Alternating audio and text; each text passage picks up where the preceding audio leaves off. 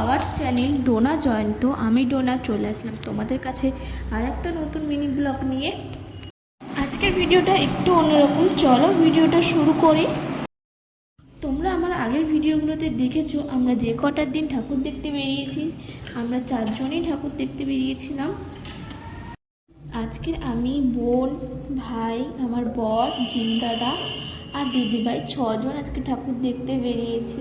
আমরা ওই দিন একটাই ঠাকুর দেখেছিলাম, কারণ জিম দাদার শরীরটা ভালো ছিল না। এরপর আমরা ঠাকুর দেখে বেরিয়ে ওখান থেকে একটু ফুচকা খেয়ে নিয়েছিলাম।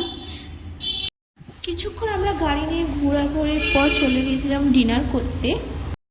আমরা ডিনার করতে গিয়েছিলাম একটা চায়না রেস্টুরেন্টে। ওখানে গিয়ে আমাদের কিছুক্ষণ অপেক্ষা করতে হয়েছিল। এখানে আমি একটা ভিডিও করছিলাম, দিদিভাই ভেবেছিল আমি ফটো তুলছি, তাই একটু পোজ দিচ্ছিল। আমরা যেই চায়না রেস্টুরেন্টে ডিনার করতে গেছিলাম তার নাম ছিল গোল্ডেন এম্পায়ার। আমার ফার্স্ট টাইম এই রেস্টুরেন্টে খাওয়ার ট্রাই করা।